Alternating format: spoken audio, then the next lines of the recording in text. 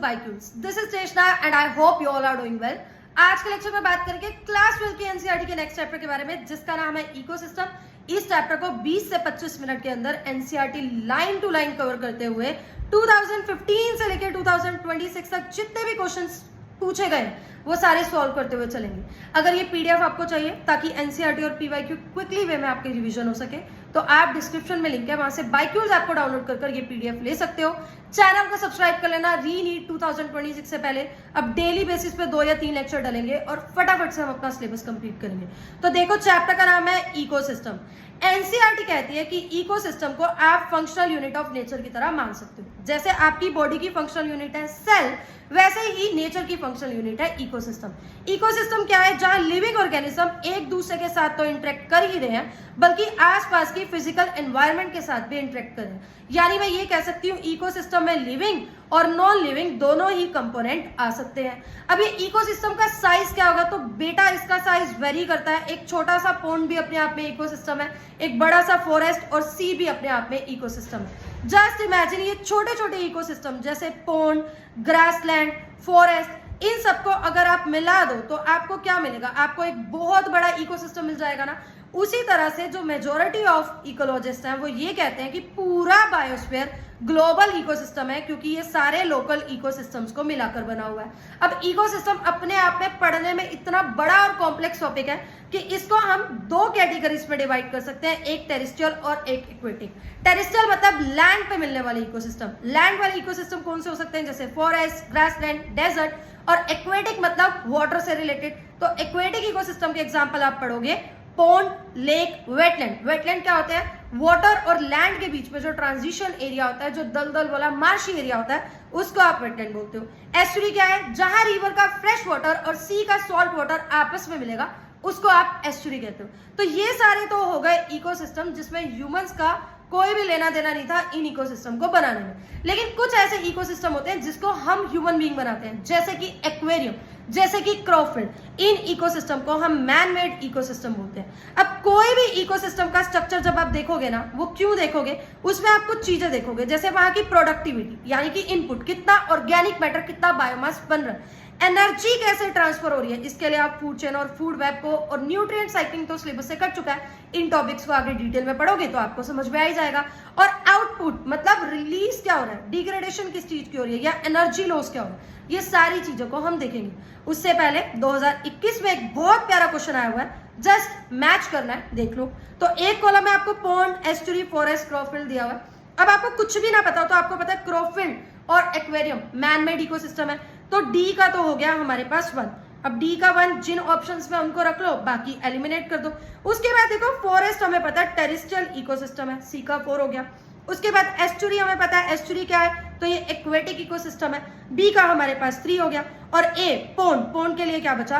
Close ecosystem. तो यहां से हमें आंसर मिल गया। मैचेड वाले क्वेश्चंस का यही फायदा होता है, आप एलिमिनेट भी कर सकते हो। अगर आपको सब कुछ नहीं भी पता है उस टॉपिक के बारे में, तब भी आप आंसर निकाल लेते हो। फिर आता है हमारे पास इकोसिस्टम का स्ट्रक्चर एंड फंक्शन। देखो बच्चों, स्ट्रक्चर की बात करोगे तो आपको पता है इकोसिस्टम में जो कंपोनेंट्स होते हैं वो होते हैं नॉन लिविंग यानी कि अबायोटिक, और बायोटिक यानी कि लिविंग। इन सारे कंपोनेंट्स को एक एक करके हमने पढ़ना है और देखना है कि कैसे ये इंटीग्रेटेड मैनर में काम कर रहे हैं। ठीक है, तो देखो, interaction of biotic and abiotic component result in physical structure that is characteristic for each type of ecosystem. हर एक इकोसिस्टम में एक कैरेक्टरिस्टिक फंक्शन तो है कि वह बायोटिक और अबायोटिक कंपोनेंट एक दूसरे के साथ इंटरेक्ट करें। यहाँ पर एक बहुत प्यारी डेफिनेशन आती है स्ट्रेटिफिकेशन। स्ट्रेटिफिकेशन क्या है? किसी भी इकोसिस्टम में जब आप स्पीसीज का वर्टिकल डिस्ट्रीब्यूशन देख रहे हो, उसको आप स्ट्रेटिफिकेशन बोलते हो। जैसे यहाँ हम फॉरेस्ट का एग्जाम्पल लेते हैं। एक फॉरेस्ट को आप ऊपर से देखो तो सबसे टॉप मोस्ट लेयर में आपको क्या दिखेंगे? बहुत सारे ट्रीज दिखेंगे। फिर छोटे छोटे से पौधे यानी श्रब्स दिखेंगे, और उससे छोटे पौधे और ग्रासेस यानी कि हर्ब्स और ग्रासेस आपको लोअर स्ट्रेटा में दिखेंगे। स्ट्रेटा का मतलब ही होता है लेयर्स। तो वर्टिकल डिस्ट्रीब्यूशन जब हम डिफरेंट स्पीसीज का करते हैं उसको हम स्ट्रेटिफिकेशन बोलते हैं। जैसे tree first vertical strata comprise कर रहा है एक फॉरेस्ट में, फिर श्रब्स आ गए, फिर हर्ब्स और ग्रासेस आ गए। किसी भी इकोसिस्टम के जब आप कंपोनेंट्स देखोगे तो ये 4 कंपोनेंट हैं जो एक साथ फंक्शन कर रहे हैं। मतलब कोई भी इकोसिस्टम में ये 4 कंपोनेंट आपको दिखेंगे, जैसे प्रोडक्टिविटी, डिकम्पोजिशन, एनर्जी फ्लो और न्यूट्रिएंट साइकिल। पढ़ते हैं इसको एक एग्जांपल से। एग्जांपल में हम ले रहे हैं पोंड इकोसिस्टम। तो पॉन्ड इकोसिस्टम, पॉन्ड भी एक इकोसिस्टम है, मतलब वहां पर ये चारों चीजें आपको दिखेंगी। अब पॉन्ड क्या है? एक एक्वेटिक इकोसिस्टम है, अपने आप में एक सेल्फ सस्टेनेबल इकोसिस्टम है, और ये सारी इंटरेक्शंस को आपको बता देगा। कैसे? पॉन्ड एक शैलो वाटर बॉडी है, मतलब ज्यादा डीप नहीं है, और इसमें ये चारों बेसिक कंपोनेंट मिल रहे हैं। कैसे? अबायोटिक कंपोनेंट के नाम पे पॉन्ड के अंदर वाटर, और वाटर में डिसॉल्व इनऑर्गेनिक और ऑर्गेनिक सब्सटेंसेस मिल रहे हैं। बॉटम में आपको सॉइल भी मिल रही है। अब एनसीईआरटी कह रही है कि कुछ क्लाइमेटिक कंडीशन है जो पॉन्ड की फंक्शनिंग को रेगुलेट करेंगे, कि सोलर इनपुट कितना मिल रहा है, उसके अलावा टेम्परेचर कितना है, डे लेंथ कितनी है, ये सारे क्लाइमेटिक फैक्टर पॉन्ड की फंक्शनिंग को रेगुलेट करेंगे। फिर ये तो हो गए अबायोटिक कंपोनेंट। बायोटिक में सबसे पहले आप पढ़ते हो प्रोड्यूसर्स, यानी ऑटोट्रोफिक। ऑटोट्रोफ के नाम पर पॉन्ड में फाइटोप्लैंक्टन होते हैं, मेजरली इनमें डायटम्स होते हैं, कुछ एल्गे हैं, कुछ फ्लोटिंग सबमर्ज और मार्जिनल प्लांट है जो फोटोसिंथेसिस करते हैं, यानी यहाँ पर आपको प्रोडक्टिविटी देखने को मिलेगी। दूसरा क्या है? फिर आप देखोगे कि ये जो प्रोड्यूसर्स हैं इनके ऊपर कुछ ऑर्गेनिजम्स डिपेंडेंट होंगे जिनको हम कंज्यूमर कहेंगे। तो कंज्यूमर प्रोड्यूसर से एनर्जी ले रहे हैं, यानी एनर्जी ट्रांसफर की हम बात करें तो हम देख रहे हैं कि कंज्यूमर्स में हम जूप्लैंक्टन, कुछ फ्री स्विमिंग और वाटर ड्वेलिंग फॉर्म्स भी पढ़ते हैं। फिर जो ऑर्गेनिजम्स या प्लांट वगैरह डेड हो गए तो डेट्राइटस वगैरह के ऊपर डीकम्पोजिशन होगी, तो डीकम्पोजर्स के नाम पर यहाँ पर फंजाई, बैक्टीरिया और कुछ फ्लैजलेट्स होते हैं जो पॉन्ड को क्लीन रखने का काम करते हैं, मतलब वहां पर जो भी डेड और डिकेइंग मैटर है उसको डीकम्पोज करने में हेल्प करते हैं। This system perform all the functions of an ecosystem in a biosphere. तो ये जितने भी फंक्शन है ये इस सिस्टम में आपको देखने को मिल रहे हैं, चाहे वो प्रोडक्टिविटी हो, चाहे डीकम्पोजिशन हो, चाहे वो एनर्जी फ्लो हो। उसके बाद देखो हमने क्या पढ़ना है, यहाँ पर देखो एक क्वेश्चन है, presence of plant arranged into well defined vertical layers can be seen on their height. कहां पर सबसे अच्छे से आपको स्ट्रेटिफिकेशन दिखेगी? ग्रासलैंड में, टेम्परेट फॉरेस्ट में, सवाना में, या फिर रेन फॉरेस्ट में? तो ट्रॉपिकल रेन फॉरेस्ट इसका आंसर होगा। 2017 में ये क्वेश्चन पूछा गया। उसके बाद वाला टॉपिक अभी हम प्रोडक्टिविटी कर लें, फिर हमें समझ में आएगा। तो प्रोडक्टिविटी क्या है? प्रोडक्टिविटी को अगर सिंपल भाषा में मैं बोलूं तो फूड को बनाना। फूड कैसे? जैसे हम खाना घर पे बनाते हैं क्या? वैसे नहीं। फूड मतलब ऑर्गेनिक बायोमास, वहां पर कितना बन रहा है, वहां पर कितना बायोमास बन रहा है, उसको हम प्रोडक्टिविटी बोलते हैं। आपको पता है ये सारा प्रोडक्टिविटी का ठेका किसने उठाया हुआ है? प्लांट्स ने, क्योंकि प्लांट्स क्या होते हैं? प्रोड्यूसर। तो constant input of solar energy is basic requirement for any ecosystem to function and sustain. अब आप चाहते हो कि कहीं पर भी प्रोड्यूसर्स है, प्लांट है, वो अपना खाना खुद बनाए, तो उनकी जो बेसिक रिक्वायरमेंट है वो तो क्या है? सोलर इनपुट, यानी कि सोलर सनलाइट। सनलाइट इनको चाहिए ही चाहिए।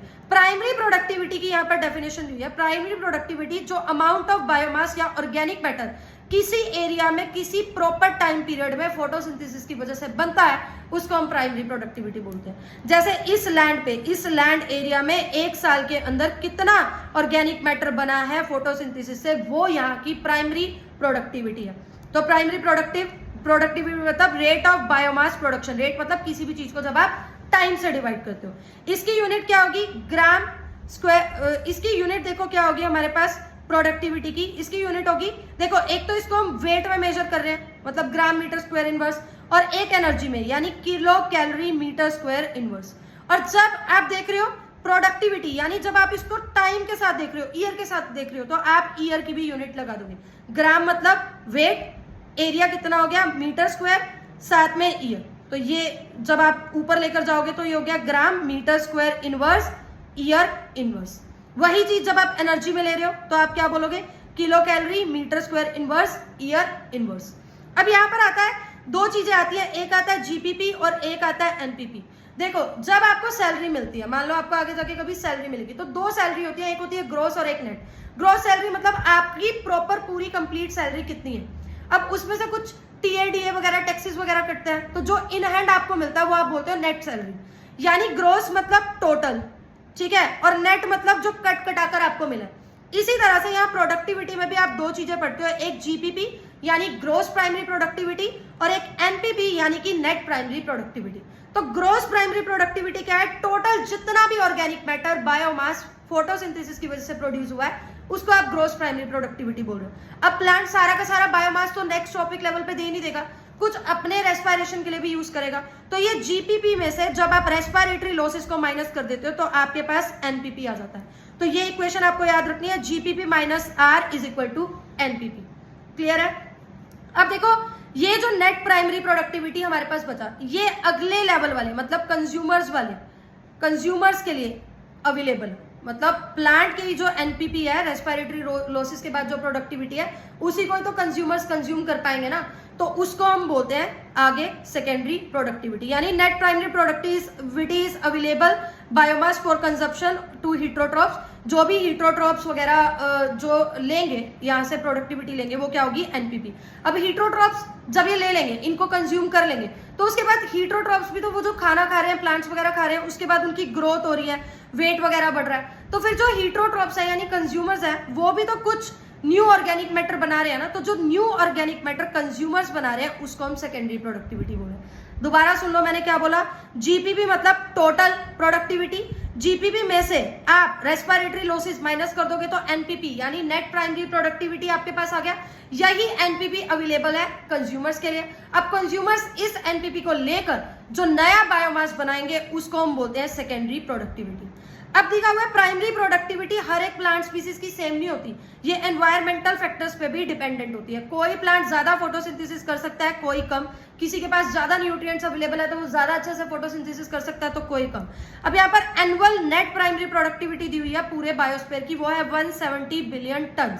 और ये ड्राई वेट है। ड्राई वेट क्यों लेते हैं, फ्रेश वेट क्यों नहीं लेते, क्योंकि फ्रेश वेट में वाटर भी इंक्लूडेड है। आज आपने वाटर के साथ वेट कैलकुलेट किया, कल क्या पता उसी प्लांट में वाटर कम हो, तो ये तो वेट वेरिएबल होता रहेगा, तो हम क्या करते हैं, ड्राई वेट लेते हैं। ठीक है, तो पूरे बायोस्फीयर में कितना ऑर्गेनिक मैटर प्रोड्यूस हुआ है, उसको हम 170 बिलियन टन बोल रहे हैं। ठीक है, ये हमारी क्या है, एनुअल नेट प्राइमरी प्रोडक्टिविटी है। अब देखो पूरी अर्थ के सरफेस पे 70% तो ओशियंस ही है हमारे पास, 70% ओशियंस है। तो हमें ऐसा लग रहा है अगर 70% ओशियंस का एरिया है तो ओशियन तो फिर ज्यादा कंट्रीब्यूट करेंगे प्रोडक्टिविटी में, पर ऐसा नहीं है।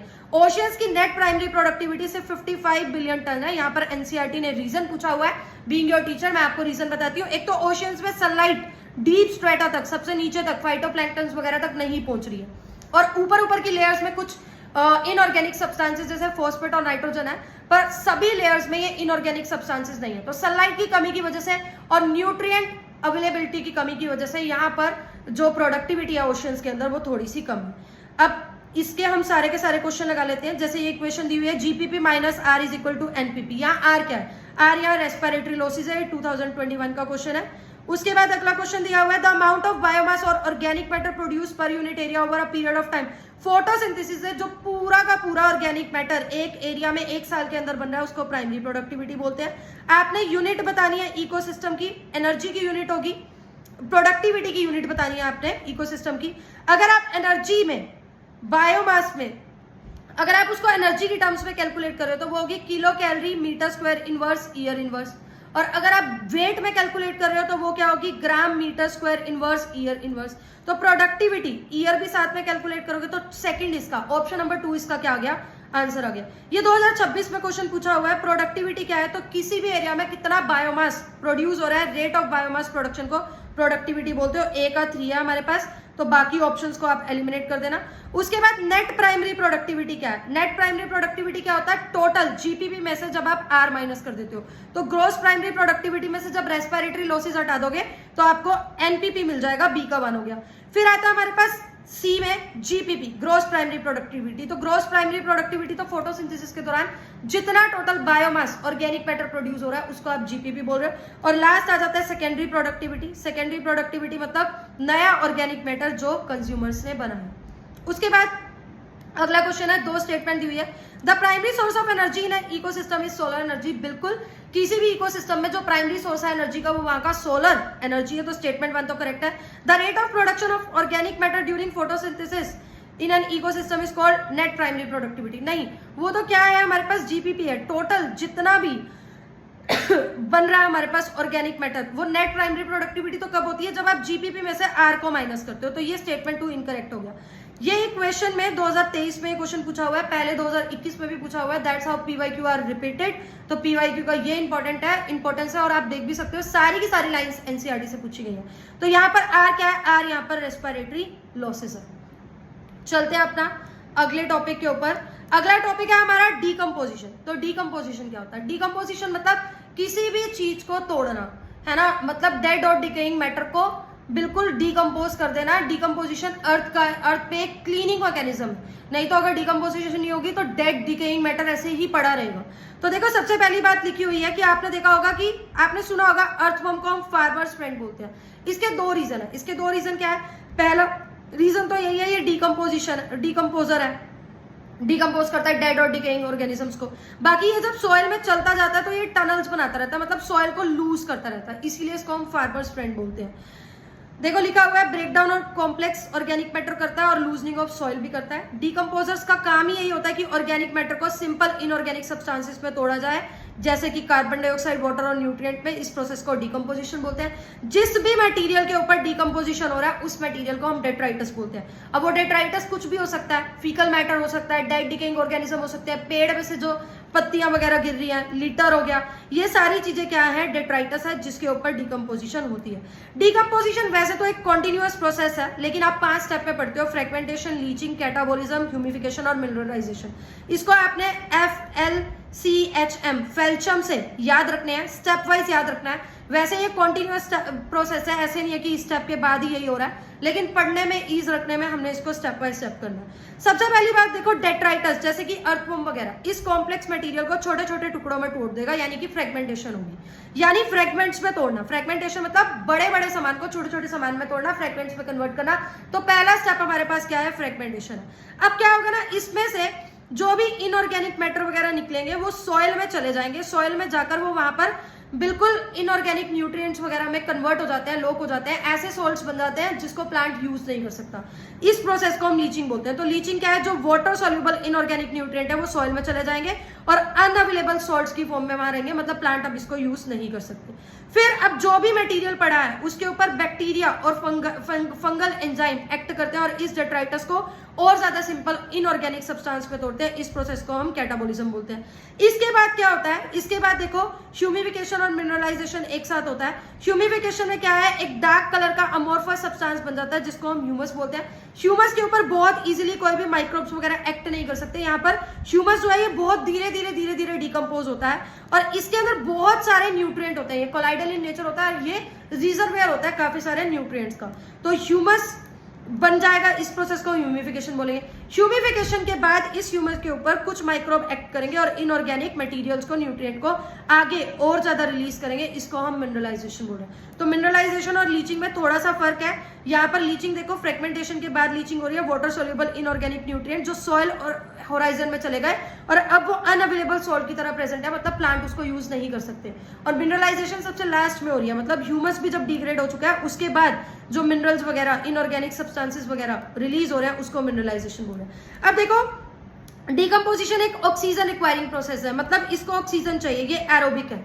अगर तो ऑक्सीजन प्रेजेंट है तो ही डिकम्पोजिशन होगा अच्छे से। लो टेम्परेचर में डिकम्पोजिशन कम होता है, ये याद रखो। अगर कोई डेट्राइटस रिच है लिग्निन और काइटिन पे तो जो डिकम्पोजिशन है वो क्या होगी? बहुत स्लो होगी। अगर जो डेट्राइटस है उसमें लिग्निन और काइटिन है तो डिकम्पोजिशन स्लो होगी। और अगर नाइट्रोजन और वाटर सोल्यूबल सब्सटेंसेस जैसे शुगर है तो डिकम्पोजिशन फास्ट होगी। टेम्परेचर और सॉइल मॉइस्चर ज्यादा होगा, जैसे गर्मियों में आपने देखा होगा चीजें जल्दी खराब हो जाती है, खाना भी खराब हो जाता है तो हम उसको फ्रिज में रखते हैं। तो ऐसे ही अगर टेम्परेचर ज्यादा है, मॉइस्चर प्रेजेंट है तो डिकम्पोजिशन जल्दी होगी, डिग्रेड जल्दी होगा मटेरियल। और वही अगर लो टेम्परेचर प्रेजेंट है तो लो टेम्परेचर पे तो क्या है? लो टेम्परेचर और एनारोबिक कंडीशन, मतलब जब ऑक्सीजन नहीं है तो डिकम्पोजिशन क्या होगी? इनिबिट हो जाएगी, रुक जाएगी। ठीक है, चले आगे डिकम्पोजिशन के क्वेश्चंस करते हैं, फिर हम चलते हैं आगे। डिकम्पोजिशन के काफी सारे क्वेश्चन है। सबसे पहला क्वेश्चन हमारे पास है आइडेंटिफाई द करेक्ट स्टेटमेंट। सिर्फ करेक्ट स्टेटमेंट बतानी है। वो कह रहा है डेट्रीटिवोर्स जैसे कि अर्थवर्म फ्रेगमेंटेशन करवाते हैं। ए तो सही है हमारे पास, तो एक ही ऑप्शन में ए सही है, आंसर आपको मिल जाएगा। फिर भी इसे हम पूरा सॉल्व करेंगे। बी ऑप्शन में ये कह रहा है कि humus is further degraded by some microbes during mineralisation. तो मिनरलाइजेशन के टाइम पे ह्यूमस के ऊपर कुछ माइक्रोब एक्ट करते हैं और ये और ज्यादा डिग्रेड होता है, तो बी भी सही है। Water soluble inorganic nutrient go down into soil and get precipitated by the process of leaching। ये बिल्कुल सही है, लीचिंग की डेफिनेशन में हम पढ़ाए, तो ए, बी और सी तो हमारे पास सही है। फिर वो कह रहा है detritus food chain begin with living organism. Detritus food chain हम आगे पढ़ेंगे जो डेड और डिकेइंग सब्सटेंसेस से स्टार्ट होता है उसको हम डेट्राइटस फूड चेन बोलते हैं, तो डी तो हमारे पास गलत है। Earthworm break down detritus into smaller particle by the process of catabolism, इसको कैटाबॉलिज्म नहीं, इसको फ्रेगमेंटेशन बोलते हैं। 2026 में ये क्वेश्चन पूछा गया है। देखो डिकम्पोजिशन का क्या मतलब है, डिकम्पोजिशन का मतलब है कॉम्प्लेक्स ऑर्गेनिक मैटर को सिंपल में तोड़ना। तो फर्स्ट ऑप्शन तो ह्यूमस के बारे में हमें बताया हुआ है, तो ये थर्ड ऑप्शन हो जाएगा। ए का हमारे पास 3 हो गया, बाकी ऑप्शंस आप काट देना, ए का 3 देख लेना किसमें।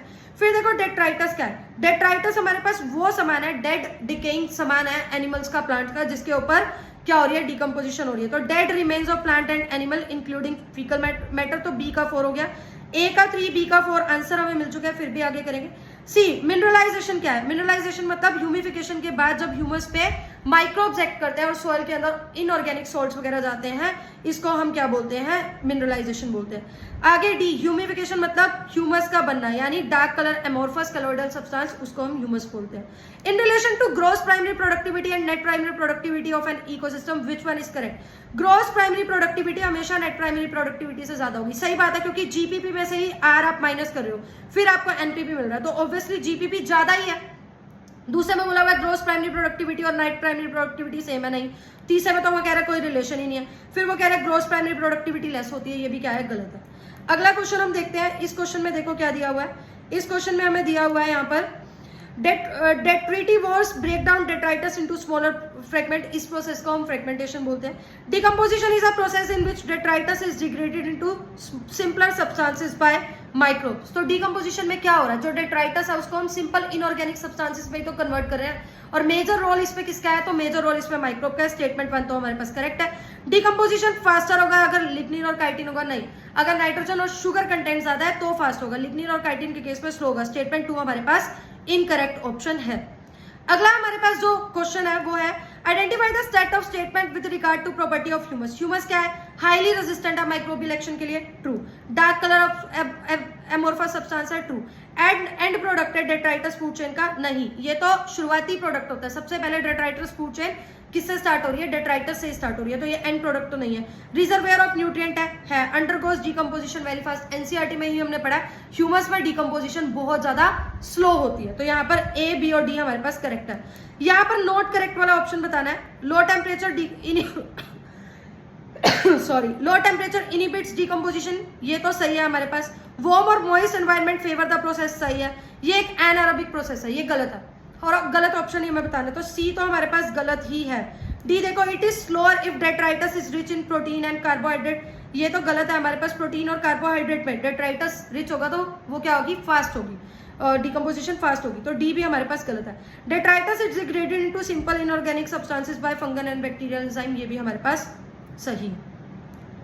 अगला जो हमारा टॉपिक है वो है हमारे पास एनर्जी फ्लो। बस 10 मिनट का ये चैप्टर है। देखो एनर्जी फ्लो का क्या मतलब है, जितने भी इकोसिस्टम है ना अर्थ के ऊपर, एनर्जी का सोर्स सबका क्या है, सन है। सिर्फ एक एग्जांपल है, एक एक्सेप्शन है, जो डीप सी हाइड्रोथर्मल इकोसिस्टम होते हैं वहां एनर्जी सोर्स सन नहीं होता। अब सन से हमें इतनी रेडिएशन मिल रही है, लेकिन प्लांट लगभग 50% रेडिएशन ही, जो देखो लिखा हुआ है of the incident solar radiation less than 50% is photosynthetically active radiation.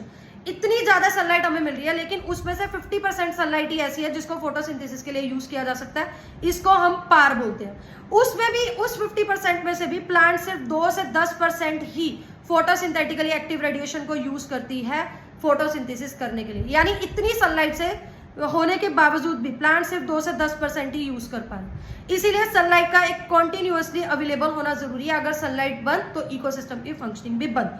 उसके बाद देखो क्या है, जैसे प्लांट है, उन्होंने फोटोसिंथेसिस करके अपना खाना खुद बना लिया। इस प्लांट को गोट ने खा लिया, गोट को क्या खा लिया, डियर ने। तो गोट के पास प्लांट की एनर्जी गई और डियर के पास गोट की एनर्जी गई, लेकिन ये एनर्जी जो है ना ये यूनिडायरेक्शनल है। मतलब प्लांट से गोट के पास जो एनर्जी चली गई वो अब वापिस से प्लांट के पास नहीं आ सकती, या गोट की एनर्जी जो टाइगर के पास चली गई वो अब वापिस गोट में नहीं आ सकती। तो एनर्जी क्या है, एनर्जी का जो फ्लो है वो क्या है, यूनिडायरेक्शनल है, सन से प्रोड्यूसर और प्रोड्यूसर से कंज्यूमर। यहाँ पर जो इकोसिस्टम है वो फर्स्ट ऑफ थर्मोडायनेमिक्स को पूरा करता है, मतलब फॉलो करता है। इसका क्या मतलब है कि एनर्जी जो है वो नाइदर क्रिएट होती है ना ही डिस्ट्रॉय होती है, बस एक फॉर्म से दूसरे फॉर्म में चली जाती है।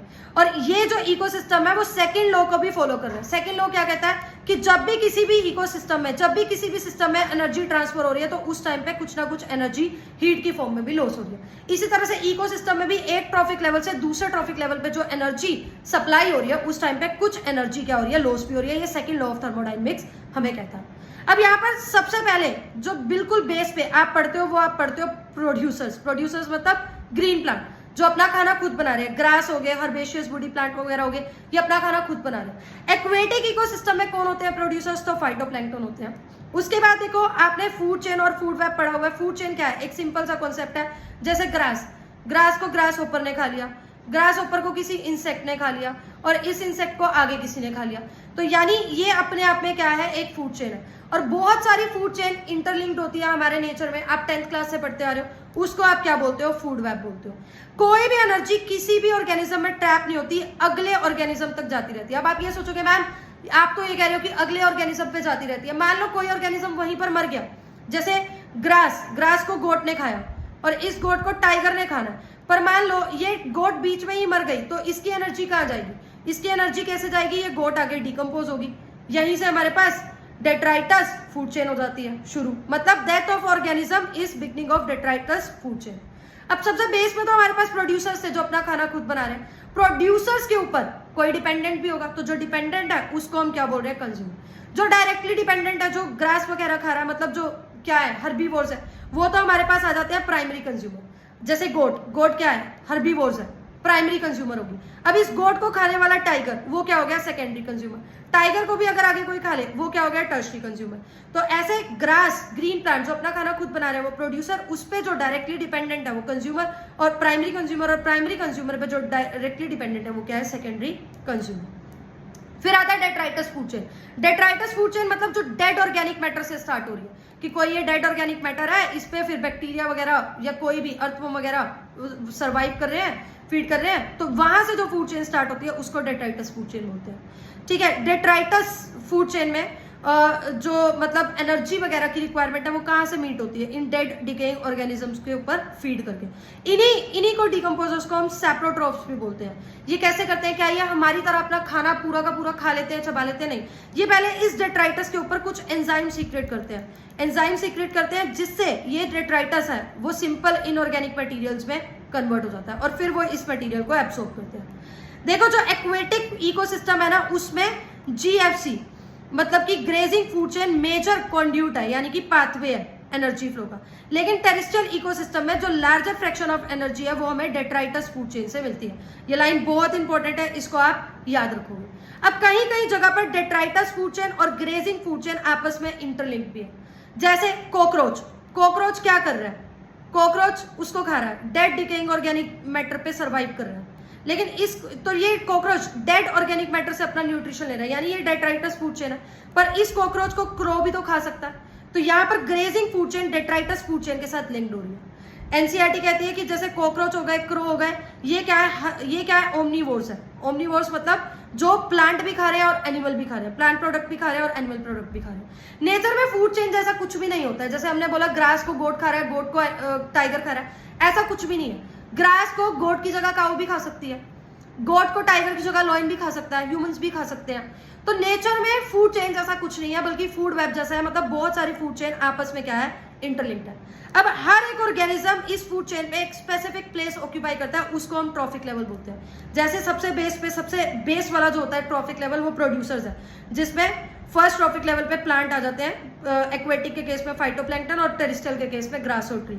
इन पे जो फीड करे वो हर्बीवोर्स है, सेकंड ट्रॉफिक लेवल, जिसको प्राइमरी कंज्यूमर बोलते हैं, जो प्रोड्यूसर के ऊपर डायरेक्टली डिपेंडेंट है। जैसे फाइटोप्लैंक्टन के ऊपर जू प्लैंक्टन फीड करे, या ग्रास के ऊपर ग्रास ऊपर फीड करिए, या प्लांट के ऊपर काउ फीड करिए। फिर इन प्राइमरी कंज्यूमर को खाने वाले सेकेंडरी कंज्यूमर, जैसे मान लो इस जू प्लैंक्टन को किसी फिश ने खा लिया या ग्रास ऊपर को किसी बर्ड ने खा लिया। फिर इस सेकेंडरी कंज्यूमर पे फीड करने वाले last fourth trophic level top carnivore, जैसे कि मैन और लोयन, इस मैन ने इस फिश को खा लिया या लोयन ने वॉल्फ को खा लिया। ठीक है, तो ये ट्रॉफिक लेवल की हमारे पास डेफिनेशन है। यहाँ से हमने कुछ क्वेश्चंस करने हैं, ये तो हमारे पास क्वेश्चन हो चुका है। ये क्वेश्चन आ जाओ।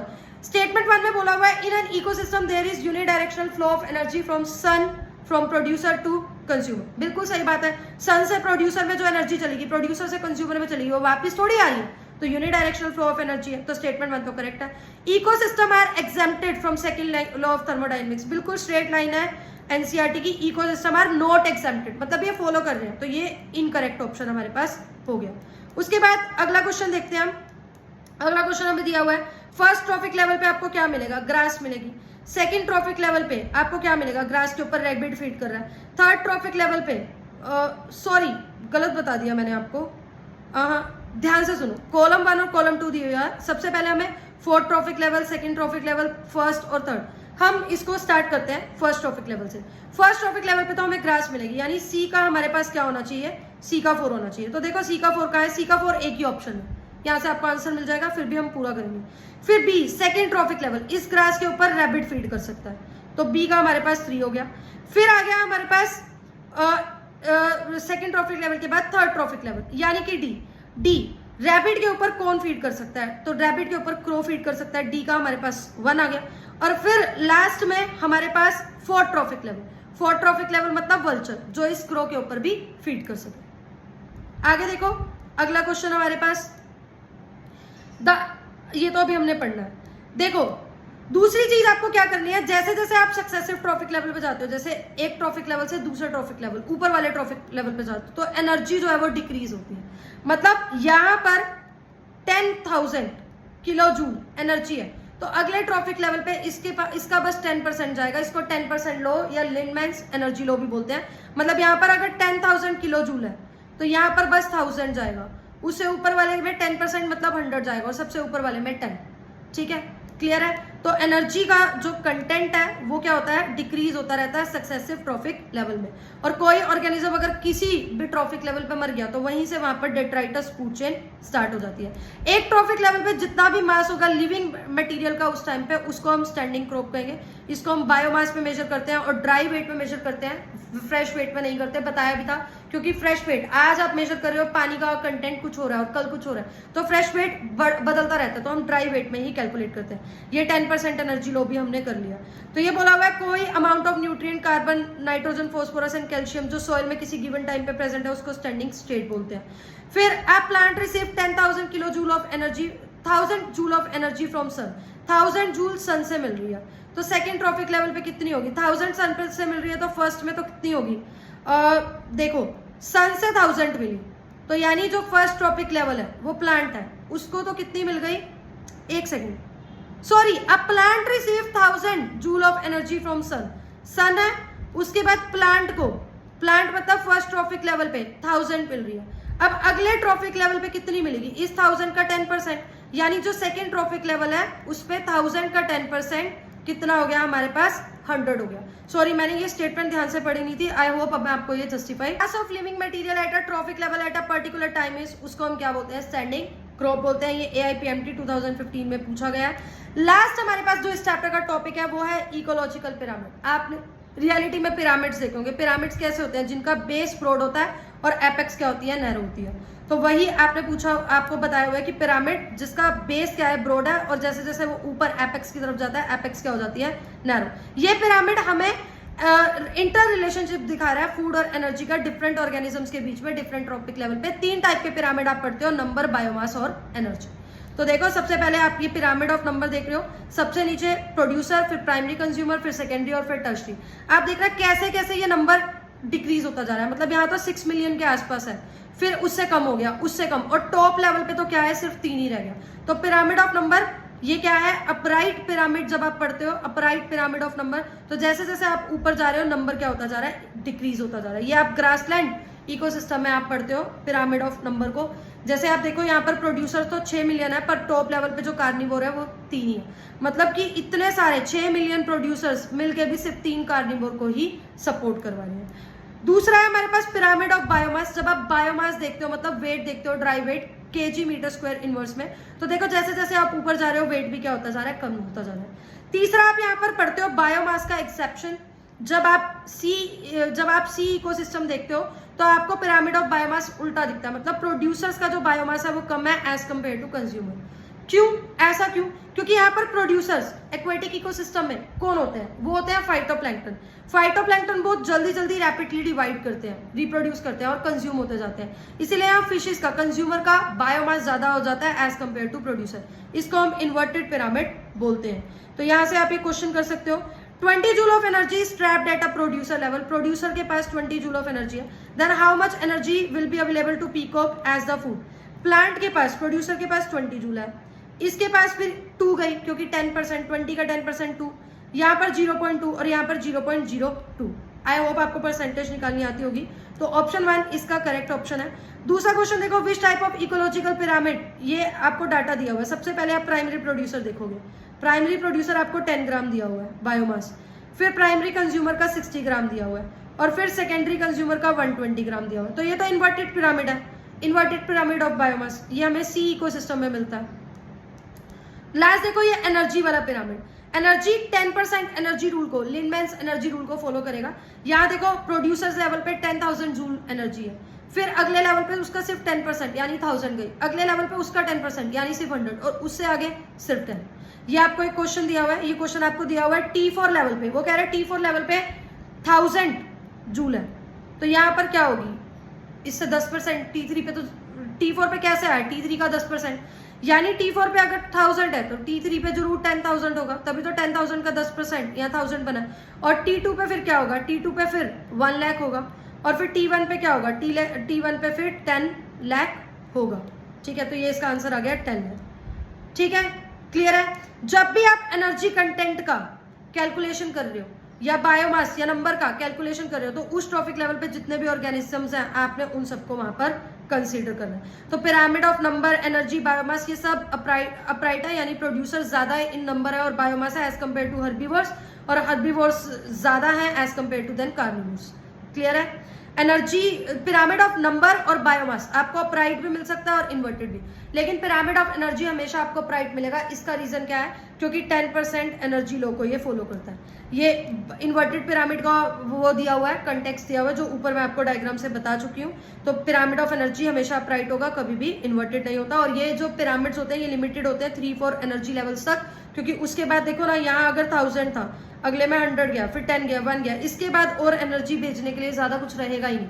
तो जितने ज्यादा ट्रॉफिक लेवल कम होंगे उतना ज्यादा एनर्जी क्या होगी, ज्यादा होगी। यहाँ से हमारा चैप्टर खत्म होता है। लास्ट हमारा टॉपिक है, हमें ड्रॉबैक बताए हुए हैं इकोलॉजिकल पिरामिड के।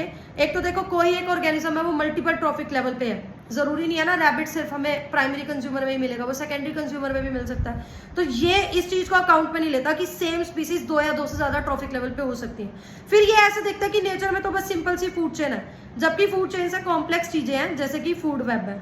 फिर ये इकोलॉजिकल पिरामिड में इसने सैप्रोफाइट्स को कोई जगह नहीं दी। अब हम कुछ क्वेश्चंस करते हैं और चैप्टर हमारा खत्म। विच of the following ecological pyramid is inverted? Grassland या फॉरेस्ट में पिरामिड ऑफ बायोमास तो अपराइट होता है, पिरामिड ऑफ नंबर ग्रासलैंड में अपराइट होता है, पिरामिड ऑफ एनर्जी तो हमेशा ही अपराइट होता है। तो इसका आंसर आ गया pyramid of biomass in sea. 2019 में क्वेश्चन पूछा गया, which of the following statement is not correct? Pyramid of biomass in sea is inverted. पढ़ लिया हमने, सी में कंज्यूमर्स का नंबर ज्यादा हो जाता है, बायोमास ज्यादा हो जाता है एज कम्पेयर टू प्रोड्यूसर्स। ठीक है, तो ये तो हमारे पास करेक्ट ही है। Pyramid of biomass is sea is generally upright, अभी तो बोला इन्वर्टेड है, तो गलत तो यही है। पिरामिड ऑफ एनर्जी हमेशा अपराइट होता है, सही है। ग्रासलैंड इकोसिस्टम में पिरामिड ऑफ नंबर अपराइट होता है, ये भी सही है।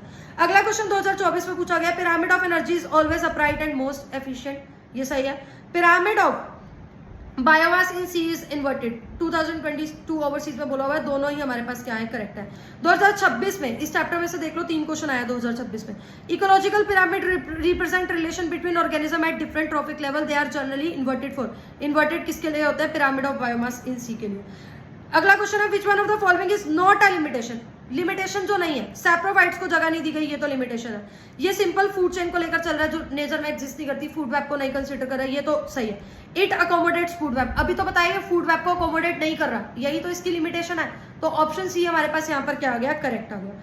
फिर आ रहा है इसमें से इनकरेक्ट स्टेटमेंट बतानी है। Energy correct, content gradually increase होता है, नहीं, जब आप नीचे से ऊपर तक जाते हो एनर्जी कंटेंट डिक्रीज होता है, तो यही गलत है, इसी को टिक कर दो। Number of individual decreases from first trophic level, बिल्कुल सही बात है। पिरामिड ऑफ नंबर जब अपराइट पढ़ते हो, प्रोड्यूसर सबसे ज्यादा नंबर में, फिर कंज्यूमर, फिर आ गया मतलब primary consumer, secondary consumer, tertiary consumer, तो यही हमारे पास गलत है। Which of the following statement is not true, true कौन सी नहीं है। A single organism can feed at several trophic level, सही बात है। Detritivores feed on all trophic level except producer level, ये तो बिल्कुल गलत है। डेट्राइटस फूड चेन में जो वो है हमारे पास डेट्राइटस है, वो प्रोड्यूसर है, और उस प्रोड्यूसर्स के ऊपर कौन फीड कर रहा है, उस प्रोड्यूसर के ऊपर फीड कर रहे हैं डेट्राइटिवोर्स, और वो उन प्रोड्यूसर्स के ऊपर ही फीड कर सकते हैं, तो यही हमारे पास क्या है, इनकरेक्ट है। इसी के साथ चैप्टर अपना खत्म होता है। ये चैप्टर अपलोड हो चुका है आज, मतलब अपलोड अभी करने लगे।